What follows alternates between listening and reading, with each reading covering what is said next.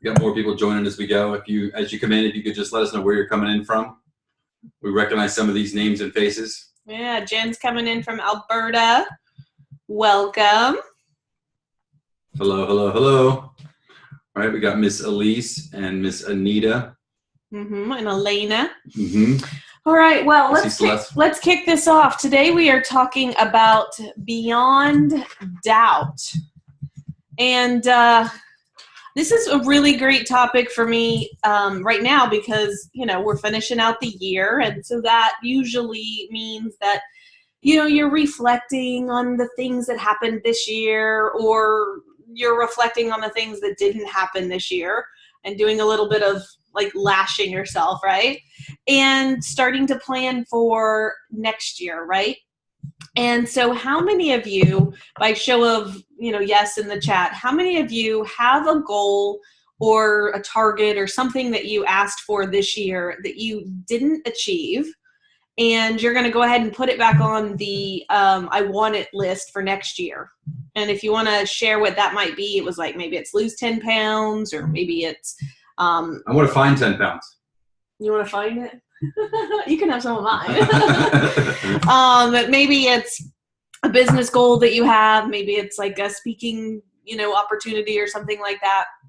But when I was working with my coach on this topic, she says, we live in an ask and receive universe. And so if you're putting the question out there, hey, I would like this, and you're not receiving it, and you're asking to do it again next year, check in to see is that even your goal? Is that even something you want? Or is it a point of view that somebody else has given you? Right? So, maybe losing 10 pounds is something that, your family told you need to do, or some, really shitty relative told you to do. Right? Maybe it's not yours that you actually, does your body really want to lose that weight? Maybe not. Okay. So that's the first piece here, is to continue to stay in question with, is the thought yours? And if it is, it's totally fine. But why you aren't creating it is because we have some sort of layers. It's this big iceberg, really, of things, thoughts, and feelings and beliefs that keep us from creating that. So we want to just eliminate, obliterate from your body, from your business, from any of your creations. Maybe we need to work on some bank accounts or some credit cards or something like that to just get all of the doubt energy out and gone. Right? Sound good? That'd be a great result for today. That would be. It's like, how do we process this doubt energy? Right? So Mandy and I often sit and see what comes up for us about what things we want to talk about. And sometimes, we get inspired about, sort of what to do. So do me a favor and scroll past that. Give me a screen share? Yeah, scroll past that. I can. Because you're pointing at stuff and they don't know what you're pointing That's at. True.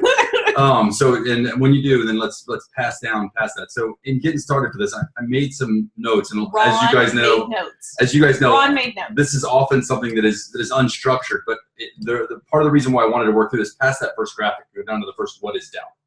Right, keep ahead. Right, keep going.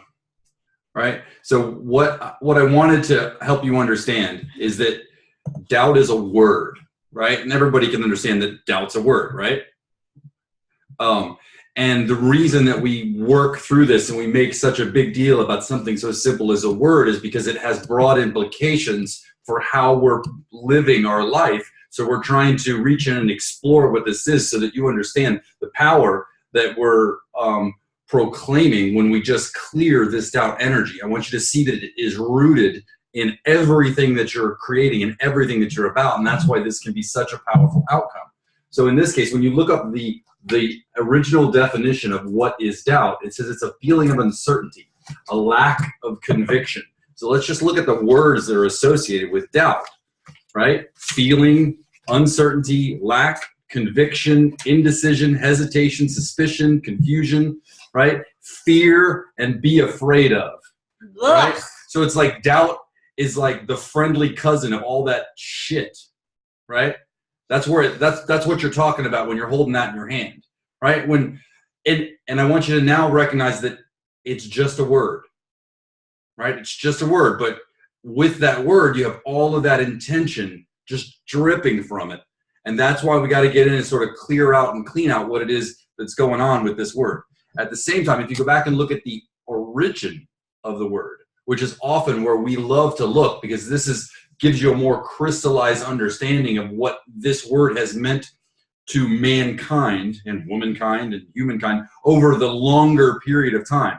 So the word doubt comes from the word in Latin that relates to being dubious, right? So doubt previously was something that we used as a contrivance to keep us from believing every bit of horseshit that somebody was pushing, right? Somebody came up with some idea and you were trained to use doubt as a way to filter whether or not that was real for you or not. Mm-hmm. Right? This is prior to like the scientific method and having experts and authority, is that you were trained to use your doubt, right, as a way to tell what was real for you or not, mm-hmm. right? But now, see, this doubt has crept into our self-conscious. So we have now something that we're not talking about the sort of doubt that would overcome common sense, right? Right? I doubt I would live if I fell out of an airplane, right? Anything that's along those lines where your rational mind is like, well, what the hell are they talking about? I have doubt all the time. I'm talking about a lot of the monkey mind, right? A lot of the self-doubt that ends up ruling your life, right? So if you scroll down a little further, right?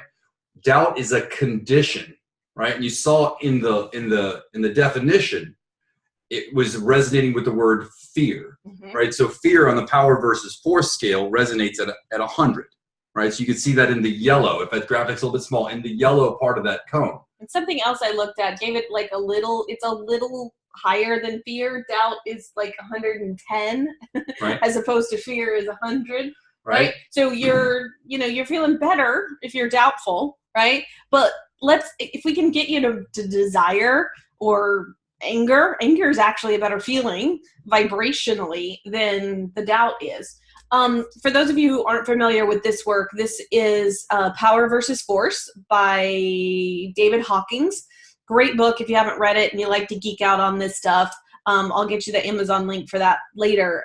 But he talks about that. I mean, this guy has studied that feelings have vibrations to them, and then we can understand that. So if we're feeling these things, then in our body, we're vibrating at that. And so that's where dis-ease comes into play, and where we love Louise Hay's work, where she's like, so you're having a sinus infection. Well, you must be irritated at someone or something. And you're like, how does that work? Right. And she's equated feelings with, or ailments with certain feelings and stuff, a dis-ease of that area of your body or something. So those are two resources that we find to be quite fun in not living in a conclusionary reality where it's always that, but just as a way to, can we change our point of view about this, or can we use this to shed a little light on what else might be possible for us?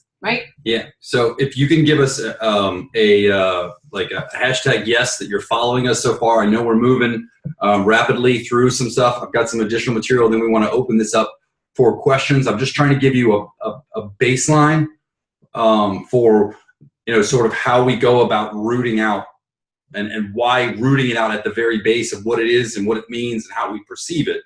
Right? Because right now a lot of you are thinking that doubt is a bad thing. We'll just hold that for an idea for a second. All right, so from the perspective, let me just scroll down to make sure I didn't mess this up, but just a little bit more. You have to scroll. Will you scroll for me, please? Would you like to scroll down? The one right below that. Right below. No, you're too far. You're too far. A little bit. Right there. Right. So I took from another place, Ascension Lifestyles, where I pulled this from, and they talk about fear as a vibration, and vibrating is an energy at this level is oriented in anxiety. That common situations, fear at play would be fear of rejection, fear of failure, fear of uncertainty, fear of challenges, fear of aging, fear of death, fear of loss, fear of strangers. This emotion. Do you have any of those? Right? This emotion is played on by marketers and politicians to achieve their agendas.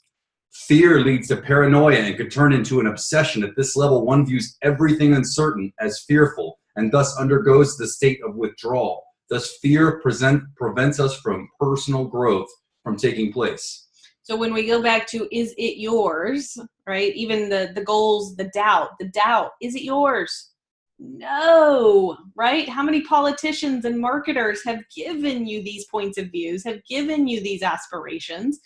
And we'll do later the jails clearing, right? But those are agendas and lies that we've been given that aren't helpful to us. So if you find yourself arguing with the newspaper or the television or with the Facebook or some other person, if you're arguing with that and you're resonating at all with what I'm talking about, this is the area on the curve that you're playing with, right?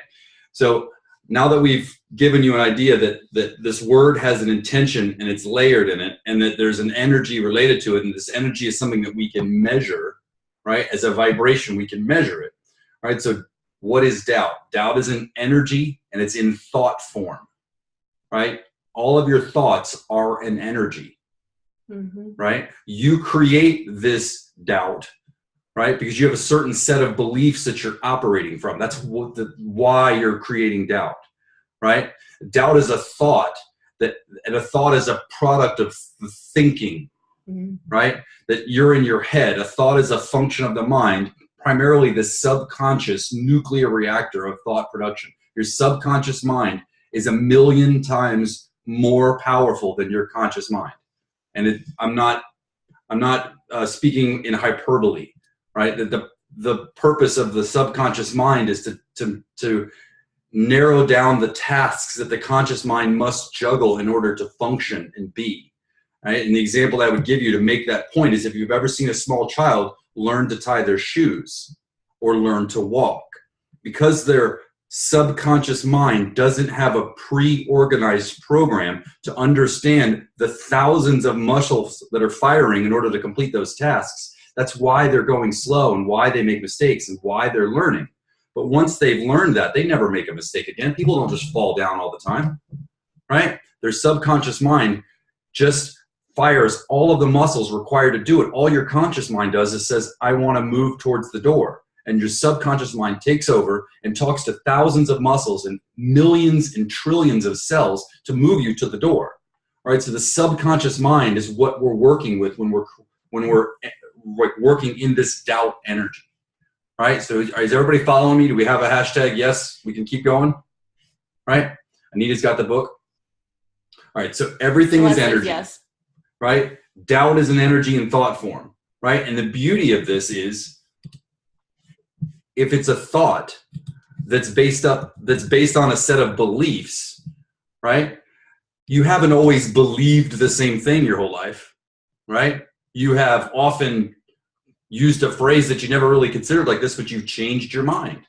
I thought one thing and now I think something else. So we clearly understand that we have the power within us to create the change necessary to change a thought or a belief, right? So by understanding that this is what it is, now we recognize that we have the power to change it. Now it's just a matter of, what do I choose, right? I'm trying to overcome your inherent, concern that you don't have the power to change this, that you're stuck, right? That's asinine, right? That's totally asinine that you think you're stuck, right? So we wanted to bring this call together. We wanted to gather the energy up, because if we can blow through what has been a ceiling for many of us, right, that we have doubt about what we can accomplish, about why we're here, about who we are, about what's possible for us, right? That a doubt is essentially a judgment about expectations, right? So your expectations are created where desire and your beliefs are at a crossroad. And when you have doubt, it's about whether or not you like or do not like the expectations you have about what or where you're going to end up, right? Does that make sense for everybody? All right, do we have any questions about that so far? You can unmute yourself, or you can type your question in the chat.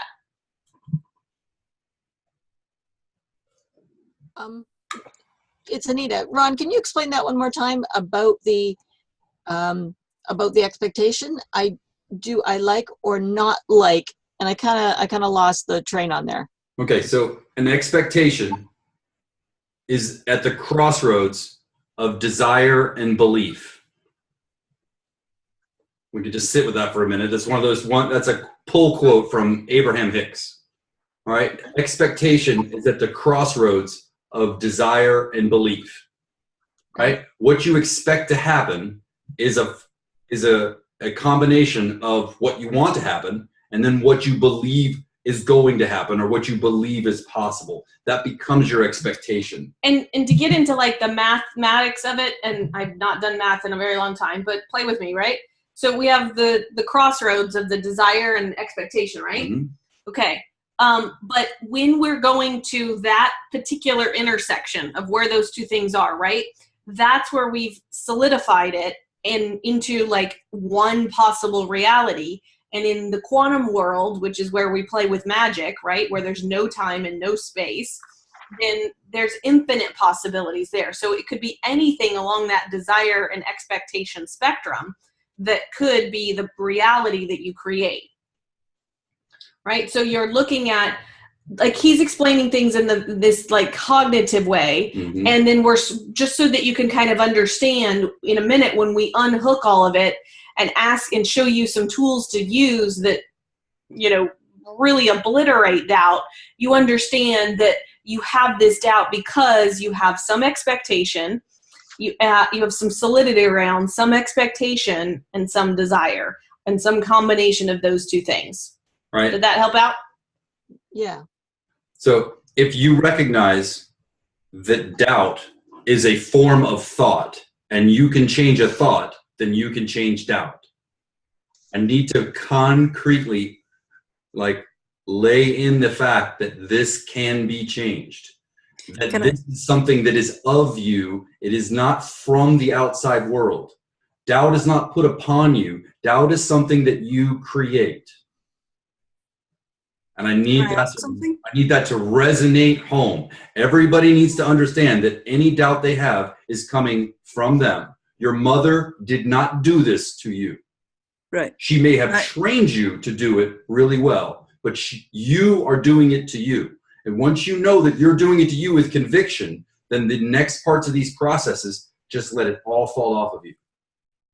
Can I ask something, Ron? Please. So I believe that Louise Hay in her 101 Power Thoughts for Life speaks about not having any expectations because then we can't be disappointed. Is that where we need to go? Mandy's I would consider that to be an advanced practice. It's certainly something that I recognize. And as an example, Mandy and I have a running joke about our marriage that's combining some of that.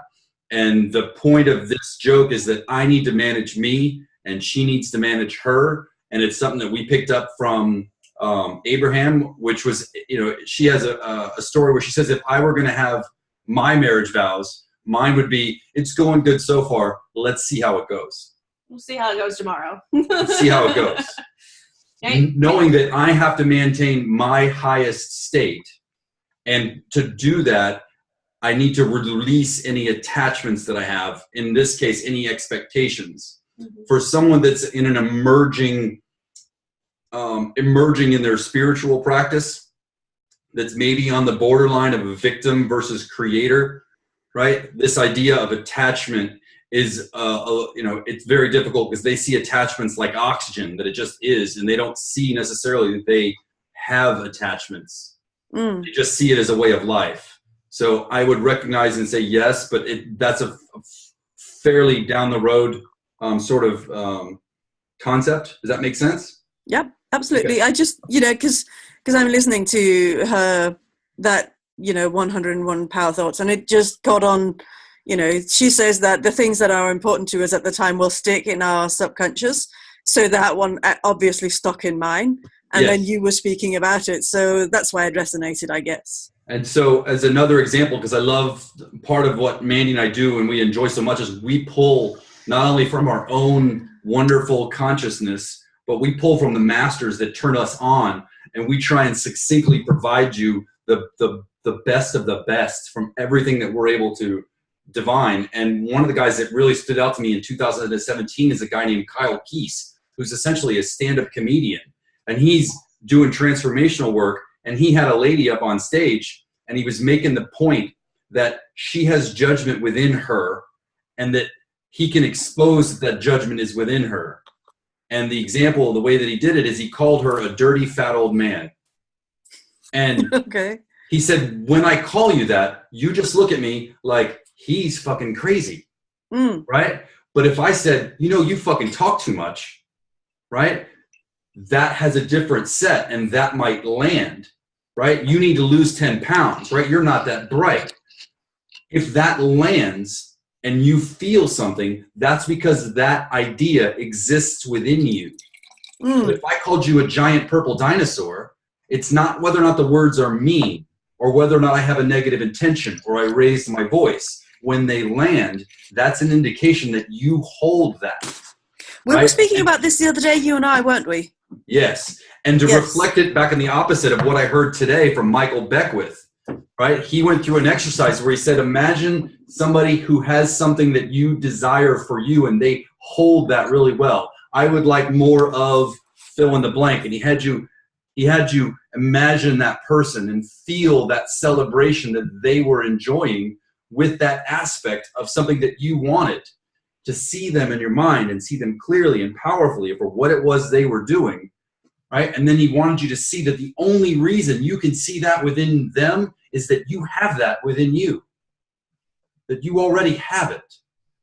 And so by breaking down the barriers. So we're holding mirrors up to each other. Are we? Do you understand what I'm saying? We are holding mirrors up to each other? Yes. Yes. Okay, good. Yeah, I got it. Cool. Thank you. Thank you. And Elise says, so if we eliminate expectation, do we allow more possibility? Yep. It goes with the, in the metaphysical world, and I'm going to add to that, but in the metaphysical world, they talk about, asking for this or something better, right? That's where, it's not the red sports car that you want, or it's not the 5-figure webinar or the $20,000 client. It's more than that, right? And you don't get an awareness of what that is until you sort of get close to it. Or how many of you have asked for something, gotten it, and then been like disappointed in it afterwards? Or really, it's like as soon as we get it, we're actually on to the next thing that we want, right? And this is just part of the reality here.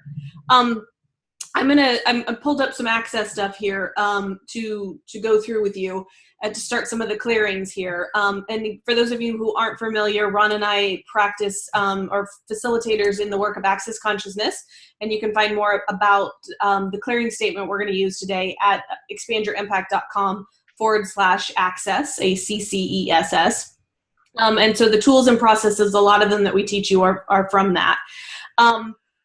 You're saying here that doubt and fear are two distractor implants, right? So they are things that distract us from being the magic and the power that we truly be. And your body can have the fear. Like we're seeing that it is in our body, right? Sometimes you feel doubt in certain places, or it makes it, you feel it, right? However, your body will tend to have less and less fear and doubt the more you are willing to sort of examine when you have these points of view and put some space in between you having them and the difference of it being yours, right? So Ron was saying, somebody else didn't give it to you. You're sort of choosing it. You're letting it be part of your world. It's not who you are. There's a difference between your being and your doing, right? Your body does not have a natural desire to have fear. It has a natural desire to be more aware and give you information. That's its primary target. So if you are not acknowledging what happens to you when you get all of this information, you're cutting off awarenesses that are possible. And so the tool of just questioning, is this mine? What gift do you have here for me, allows you to sort of separate what's going on for you and have it locked down in fear, and have it just be, what can I be aware of now that will allow me to choose a possibility that has a lot more magic to it, or a lot more freedom or excitement into it, right? So doubt is an absence of presence and beingness, right? You're not being present if you're doubting. Because in the moment of presence, or in the moment of consciousness, you are receiving everything and judging nothing, right?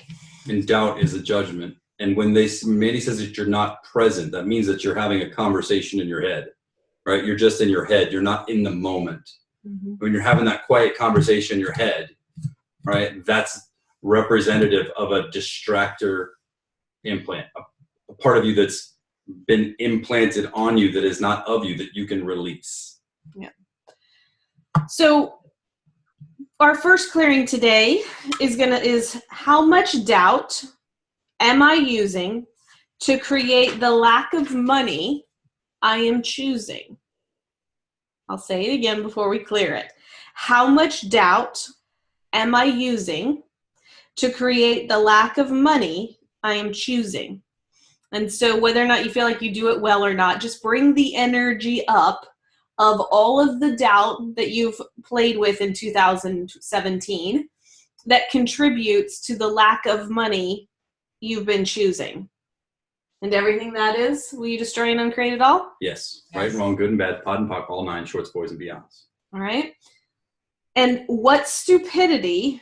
And stupidity and access is a fun one because we are, as infinite beings, we have infinite choice and infinite possibility.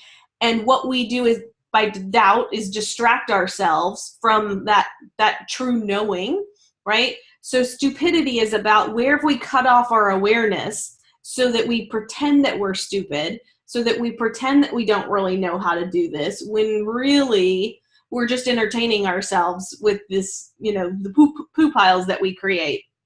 So what stupidity am I using to create the distractor implant of doubt I am choosing?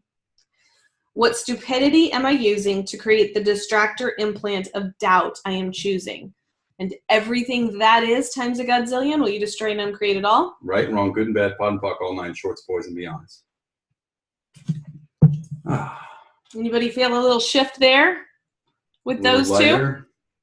A little lighter in your world, yes or no? Right, can you go back to the... Yep, Anita says yes. Anita's the only one?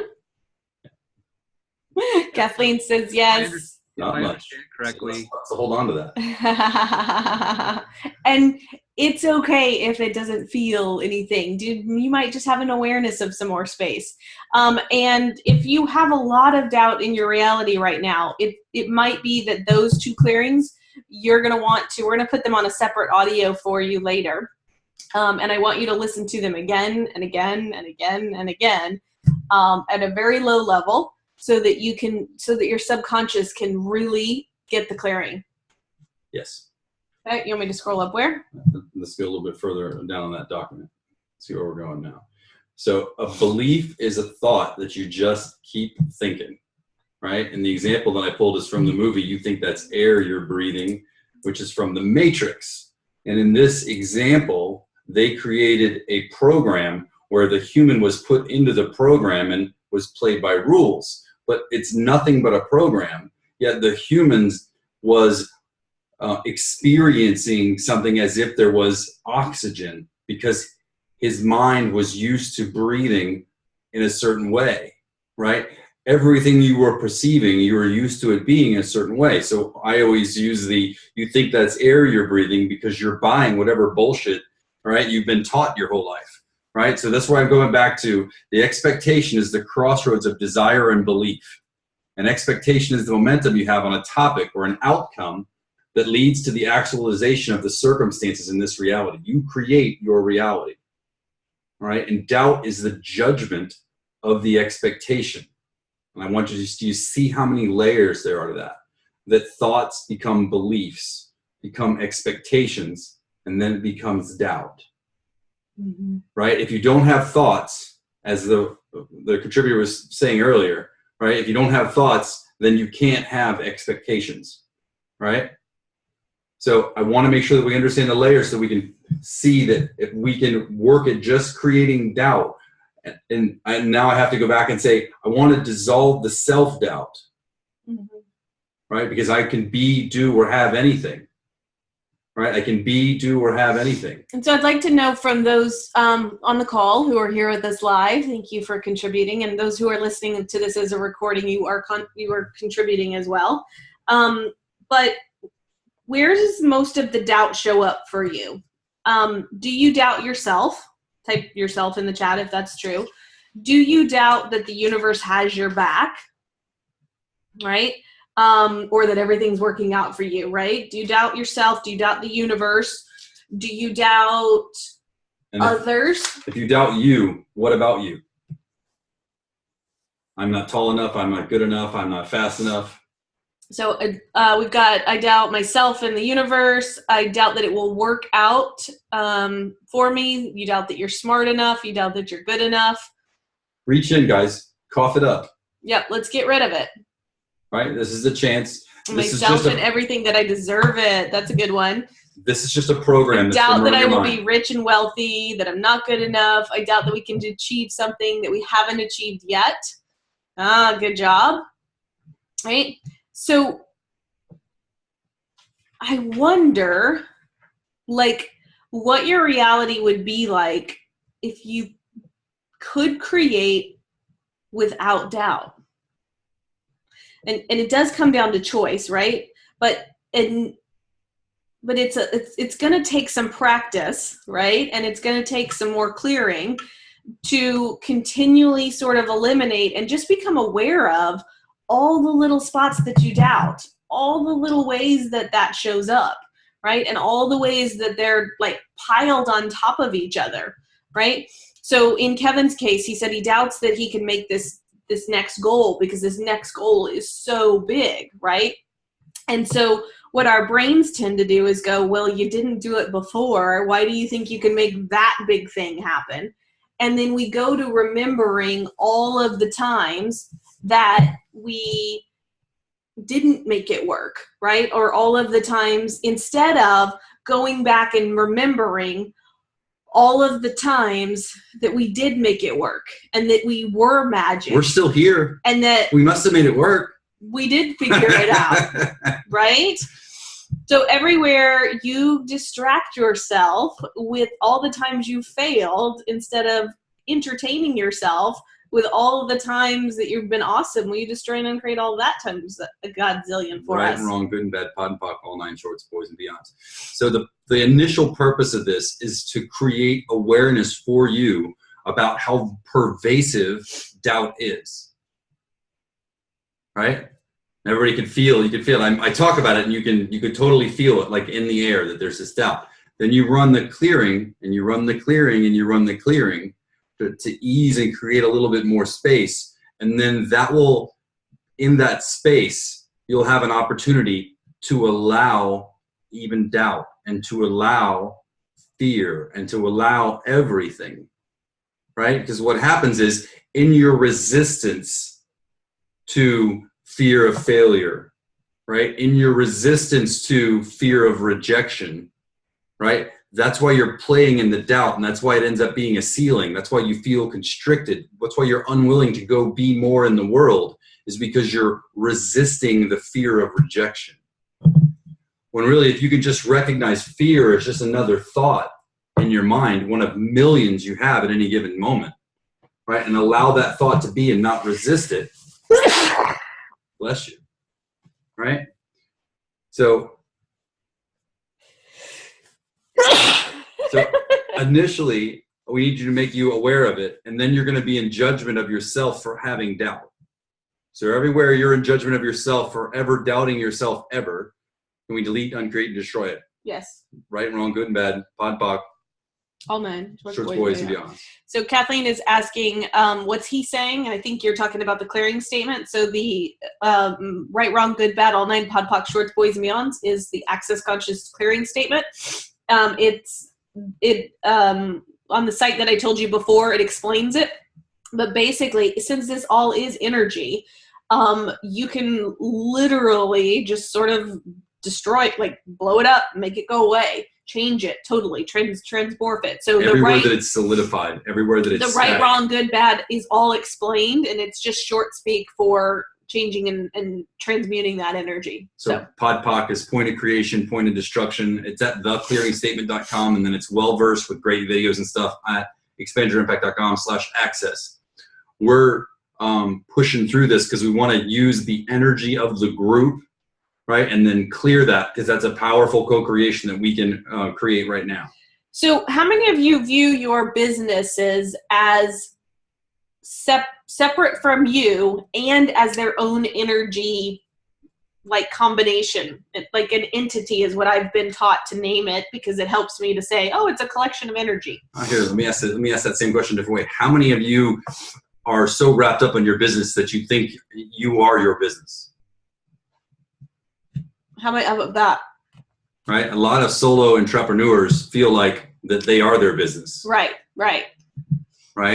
And so what if you could have it be separate and you could start talking to it and even your products and your programs like you would a lover, or like you would a best friend, or like you would a colleague or somebody that you respected. And most of us have conversations with our business like it's somebody we hate, or like it's somebody that is bullying us and not being very nice to us, right? Or somebody that's disappointed us. Right. How's that, Brian? I wonder if we can shift the energy right now into having you be more in communion with your business and the energy that it is. Because actually, if you think about it from this way, and our business, when we had the idea that, we want to make money doing this sort of coaching work, right? What we've done is gone into consciousness, this whole oneness kind of thing, and pulled down this idea from consciousness and looked at it in this reality and say, this is what I want to go do. And when we go to take action with it, it's kind of like we're mixing this reality with the energy of the future creation that we're looking to do. And that's where we get a little jammed up, because we're like, reality looks like this back here, but this is what I want to go create. And you're constantly on this journey of what would it take? And that's a phrase of question you want to start with. What would it take to have this future creation? What's the energy of that I'm looking to step into and I'm looking to have now? Because it's really the energy of the future creation that you're wanting to experience, and it will actualize in that way if you look at it from that instead of what's in this reality, the conclusionary steps that I have to take to get to that place. Okay? And I'm happy to facilitate somebody through, if they want to unmute themselves, through working through one of these examples if you'd like. Does anybody want to play? Yay! Oh, shit.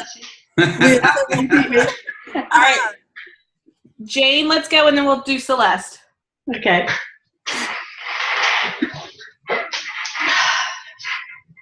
Hello. What particular thing do you want to talk about, your business, or you want to talk about what? Well, that whole idea of talking to your business like it's your lover, and then one of you said something about has not disappointed me. And I went, oh yeah, it's really like. So, if your lover disappointed you, would you just stop talking to him? I have. Cool. At some point, though, you not talking, but superficially talking. Yeah. Yeah. But at some point, you got to sit down and have a come to Jesus meeting with, right? And say, like, look, you disappointed me, or right? Yeah, you would think so. Well, I wonder what it would be like for you and your business and we got 2 days or 3 days between now and the end of the year. Like, hey, business, I was really disappointed with you when this happened, right? Like, what would it take for us to heal that, right? And choose that in 2018, we're going to do it different. I really didn't know how this was going to come up this way, but this is a very important topic, right? And I want you to sit with this, Jane. And if you have a question that you'd like us to address specifically, I'm just going to let you spin on it for a second. When we worked with other clients, we've often encouraged them to raise their prices. And outside of their initial, like, oh my God, I can't do it, right? Part of the rational logic is that they're not planning to make enough money.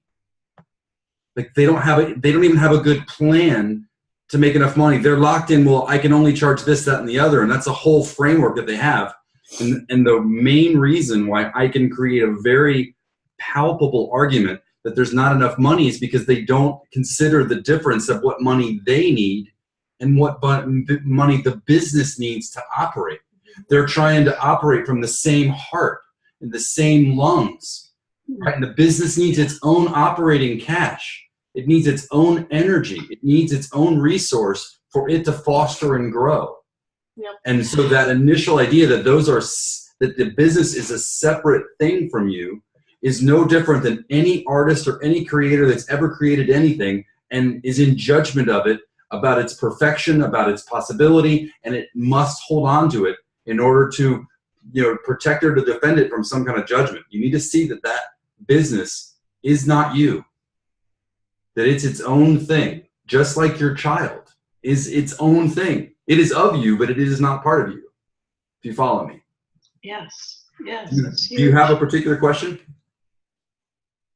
No, the whole thought process is just really big, of separating myself from the business and saying, okay, to my business, what do you need? Versus, okay, and then there's what do I need, but what does the business need to be healthy? And So one that thing it that's can- coming up for me here is, have you guys heard of the Ho'oponopono prayer? Jane, have you heard of Ho'oponopono? No. Okay. Another great book. I will put a link for it in the replay in the chat. Long story short with this is it's another energy healing modality, and it's 4 phrases. I love you. Please forgive me. Thank you. I'm sorry. And what this guy did, he had a mental ward of people that nobody could heal and nobody could fix, and they were just like doomed, right? And every day, all day long, he would go and he would, see them and treat them, and he would say, I love you, I'm sorry, thank you, please forgive me. I love you, I'm sorry, thank you, please forgive me. And people in his care started magically transforming, right? And we know this is just energy work. So it seems like you kind of need to have that, I love you, I'm sorry, thank you, please forgive me, root going on in your head before you go talk to the business, just so that you get that sort of sense of, because you've probably been shitty to your business too. Yeah. You've been strangling it. You probably don't want to play with it some days. You probably aren't thinking big enough so that the business can really be what it wants to be. It's probably got some things to say to you too. And being willing to hear that is what I'd like to invite all of you to. And Jane, thank you so much for being, authentic and vulnerable, because you are bringing up stuff I'm sure a lot of other people on the call are going to have stern conversations with their businesses because of you. Loving conversations. Lovingly stern. Yes. Lovingly stern. Yes. So to summarize what Mandy was giving you with the Ho'oponopono prayer, that is as much as it's an energy modality, you can just consider it to be a prayer.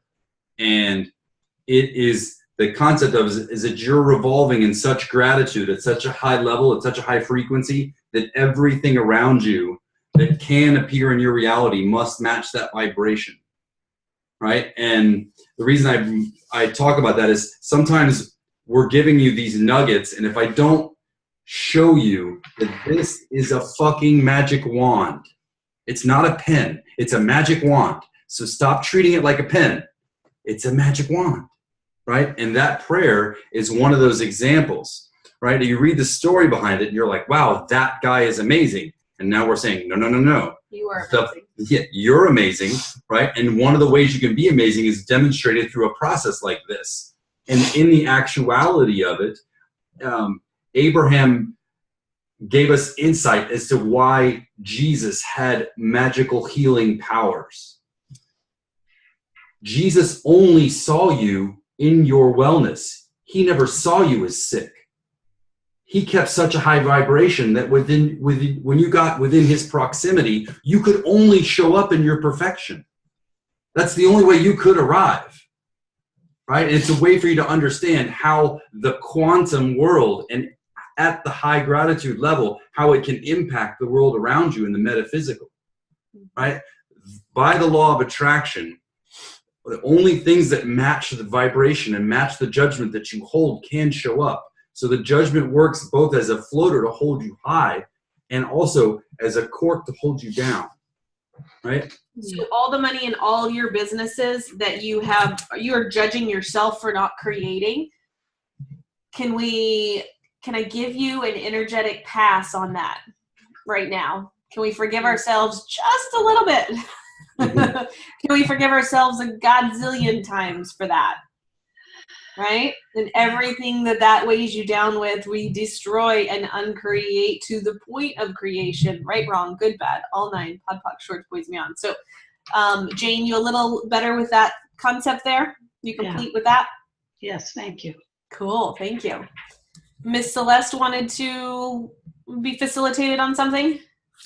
Well, the funny thing is, it was more or less the same thing, because I didn't see my business as something separate. Because over here, I have been taught that I am my business and my business is me. So it was more or less the same thing. So this was also very helpful for me. And I was wondering, Mandy, if you would put the Opono prayer into a sound loop for us to listen to. Like all right. We'll probably have Ron do that with his nice voice here. Would you guys like that? Ron's voice? That would be lovely. I hope you like it because she does. Yeah, and we have T-shirts actually with the Ho'oponopono prayer on it too. So I'll get you the link for that. And just to relate, I think that there's room for a paradox in what you're saying. I can appreciate someone coming to you and saying, especially when you're just getting started, that you are your business and how you show up and what you do, and it's representative. And I can understand a logical argument for how that makes sense, right? So if you show up like shit, then your business looks like shit, sort of thing, right? But in the planning and in the vibration and in the energy and in the judgment, in the emotion, you need to see that they are separate things. So I think there's a paradox available that I could entertain both arguments. They don't have to be in contradiction to each other, is what I would suggest. Who else has something you'd like to ask?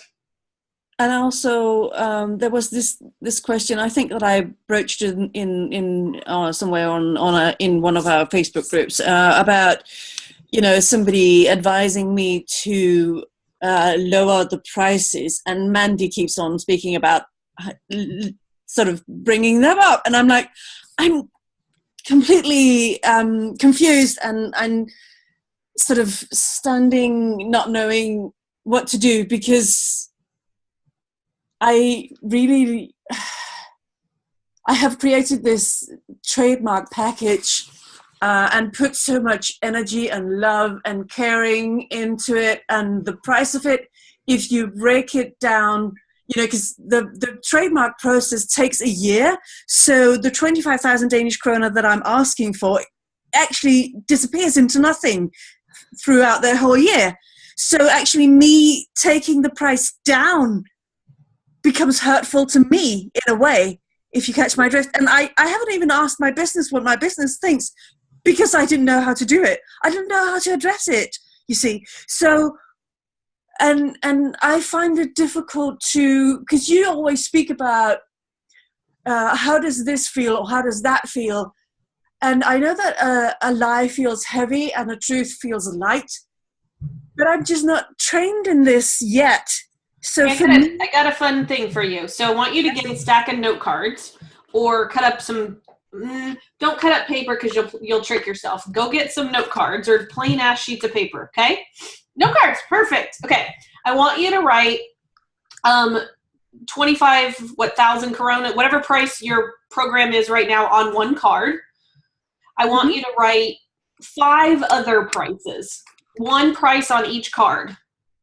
Okay? And then I want you to turn the cards over, and they have to be like all the same color cards. Don't trick yourself and make purple be the highest I know it's price. the yellow one. Don't No. bite them just to like, you know. These are sticky notes. Okay. Turn the cards over, shuffle them all around, and then put 2 feet on the floor, take a deep breath, and say, universe, business, or, you know, successful business. What price would be the most fun for you to receive for this service? Notice that it's a totally different question that you've never asked before. I've never asked that, ever. And I'm doing it, hold on, without an expectation of what I'm going to choose, nor do I have to keep the price the same tomorrow. I could go charge something different tomorrow, right? But if you are going to over second guess yourself, spread the cards out and then pick one and see what the price is. And then destroy and then create all your points of view that you could pick the right one or you could pick the wrong one. And then be in question with, okay, so what would it take for me to be able to ask this and receive it with total ease? 2 of the prices should be more than 25. Yeah. 2 of the prices definitely are, and 2 of them are less. Okay, so do that exercise and understand that the exercise is not designed around you picking a price. It's designed around you having a different question for how you're approaching things like this and showing you that you can get that information. And it's teaching you tangibly too, because the other piece of this, we're moving out of, we don't operate on feelings, because feelings are like water. And if we talk to asshole Joe, he's going to tell us to lower our prices. And if we talk to Mandy, she's going to make us raise them, right? We are moving into helping you to know that you know. And if you play this game a little bit, you're going to start to notice where your hand wants to go, and you will have a knowing in your body, and you will know which card you picked, right? I'll give you another example of this. So we bought some Christmas gifts, and I bought some pants without trying them on, and I don't know where the receipt was. And so I started asking around the house, hey, Old Navy receipt, would you please show up so I can take these pants back and I can get the money for it? You know, can I have the money now, please? And I looked in all my logical places for this receipt to be. But I kept asking, okay, receipt or pants, if you want me to return you, if you want me to get the money, like I need to know where this receipt is. And I'm in the car yesterday driving to the store. I was going to go ahead and I had another return to make. I put the pants in the car. And I'm driving to the store. I am 2 blocks away from being at the store. And I get an awareness. So I start to throw away some trash I have, and I put it in the side pocket of the door. And as soon as my hand gets down there, I was like, Ron was driving my car the day we did this. Ron put the receipt right. And I lifted it up, and there was a fucking Old Navy receipt in the side pocket of the car. Which is like, you know, like a randomness. But I had a knowing that I am getting better at being able to, like, it's a body feeling for me. It's sort of a body, but then it's just like the world stops and you just know something's going to happen. You just know it. And I am playing with when that happens. It can happen with a receipt, right? But how do I take that tangible experience and go, okay, so how do I make that happen? That was super awesome. That was fucking cool. How do I make that happen with my business? How do I make that happen when I'm going to go make a status update on LinkedIn? How do I make that happen when I'm on the phone with a prospect and I need to decide, do I say this or do I not say that? Or, you know, what price do I offer? And I just get into a playful spirit of, you know, I want to know this more. I want to know how to know more. So everywhere you're unwilling to ask, for your body to let you know, will you destroy and create all of that times a godzillion? Yes. Right, wrong, good, bad, all night, pod, poc, shorts, boys, beyonds. And we talked a little bit about this on the Money in the Big O series, if you guys weren't part of that, because that knowing is also that really orgasmic joy that hopefully all of us want more of in our lives. Yes, please. Ron, we have 5 more minutes here. So Celeste, thank you for your question too. Does anyone else have a question for us today before we wrap up? Hey, Mandy. Hey, Brian. Damn, so this has got me all twisted. Oh my gosh. And so I think the first thing for me, my biggest takeaway here today, and then I'll ask my question, is treating my business separately. I mean, I think that was a big thing because I beat myself up constantly, right? And 2017 was a challenge, but Ron mentioned something earlier. He said disappointment, and then he said my name. I believe he directed that towards me. It got me thinking. I was like, holy shit, am I treating my business as somebody who's maybe disappointed me? And therefore I've caused these this resistance in all of these areas. And so I bring it back to maybe my mother, right? Because I didn't grow up with a mother. And I wonder if maybe there's a tie there and I'm treating it like something like that to cause maybe some sort of a resistance. And you don't have to figure it out either. Just say all that shit Mandy and Ron say. All that. Make it go away. Pod poc. You don't have to. You're mentally masturbating when you try to go figure it out. Like all that mommy shit, let's just get rid of that. Okay, business, what do I want?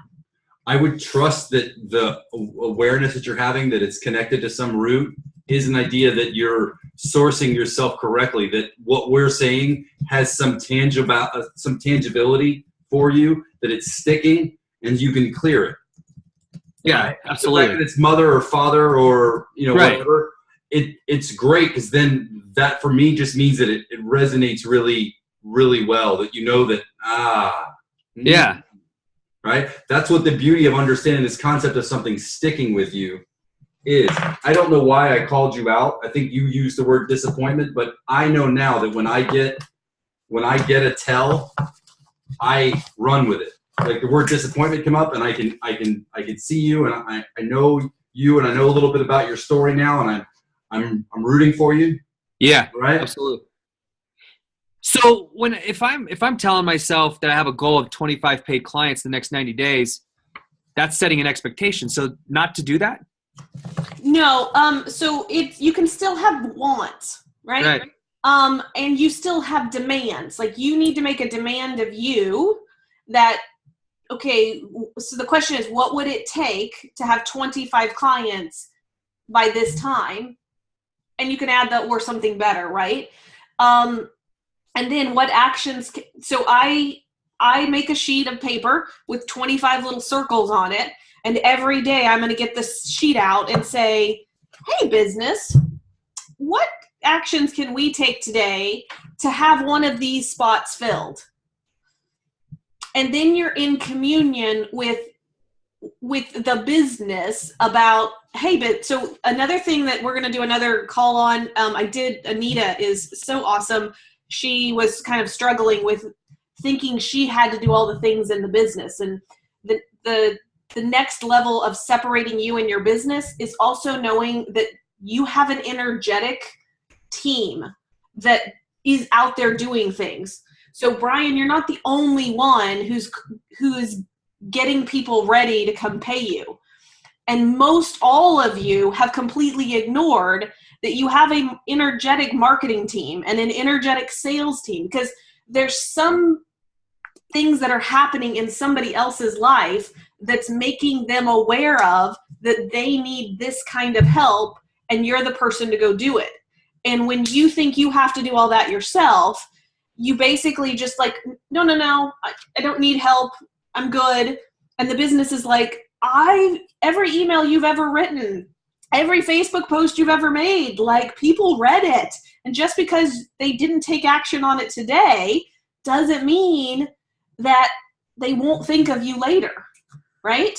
Mm-hmm. So we're going to save that energetic team class for later. Yeah. But just starting to be in communion it's like having a goal with your wife or your kids. It's like, hey, we want to have this happen. What can we do to make this happen? Yeah. What actions can we take today? Do we need to go to Starbucks? Do we need to send out 10 direct mail pieces? Do we need to, learn how to make Facebook updates or LinkedIn posts or something? And then the other piece of this is, so you go and you take the action without the conclusion that if I do this, it will make this happen.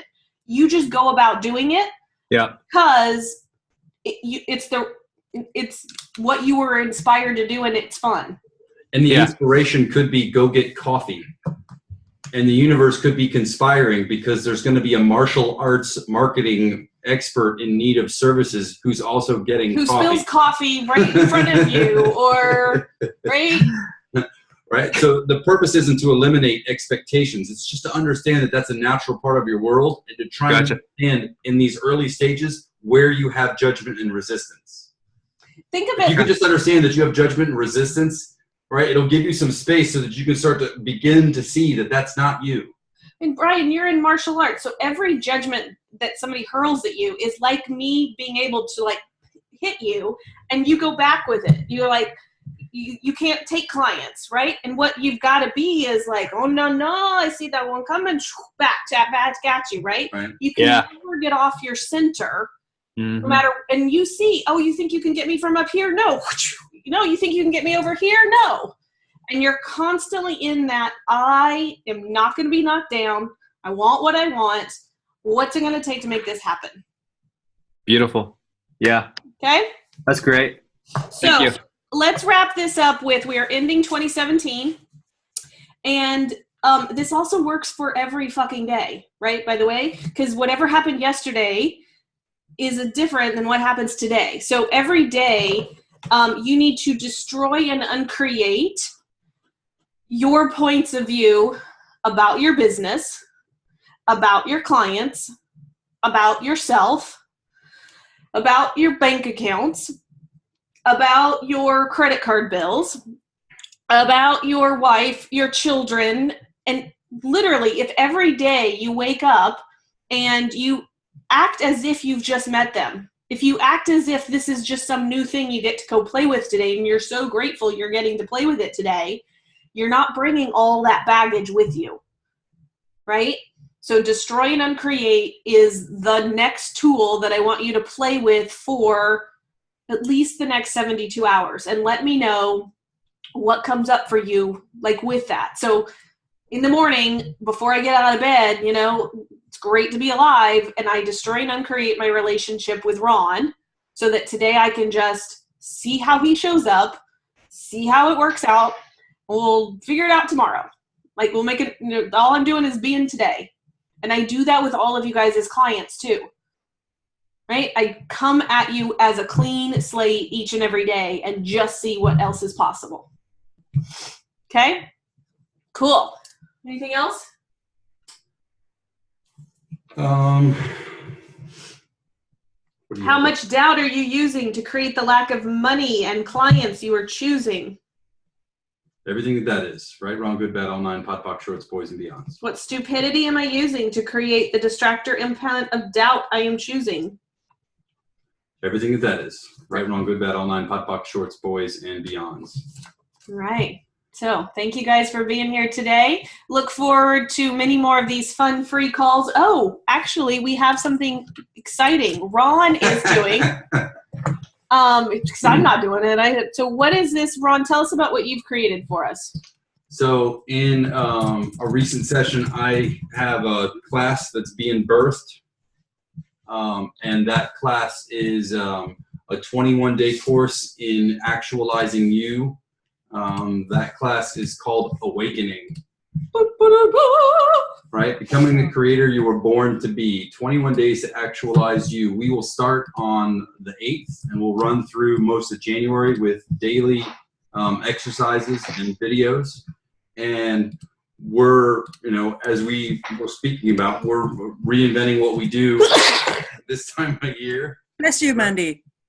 And this is the first version. For those of you that are new to us, we have done classes, Money and the Magic Wand, Being You, Being Money. Your money magic wand. Yeah. All kinds of Money stuff. in the Big O. Like we come up with these courses quite often, and this class Bless you, around baby. doubt came to us in the last 10 days or so.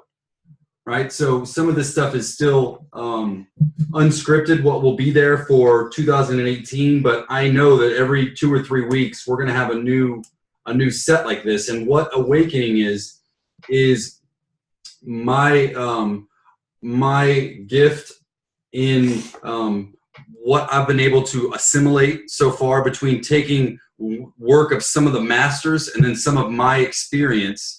And so in the initial lesson, the logical framework of Gulliver, I had a download, and I'm trying to talk to Mandy about it. And I'm so excited, I'm stumbling over my words. And what had occurred to me was the Lilliputians. If you know the story of Gulliver's Travels, Gulliver was a giant, and he's held down by all these tiny little people, right? And in my concept, the tiny little people are all the little thoughts that are wrapping you up and holding you down, keeping you from being the giant that you naturally are, right? So we're going to work through examples like that and do clearings like this. I have a set of conscious exercises that we're going to create more joy and more consciousness and more awareness, and I'd love to have you come join us. Every day for 21 days, you're going to play with Ron. How does it get any better than that? Right. Right? So if that seems fun for you, check out the link there, and we'll start that January 8th. Right. All right, everybody, have a great time, and I'll get you guys the replay of this so you can listen to it again later. Thanks very much. Bye. Thank you. Thank you. I can't find the bye button. Bye-bye.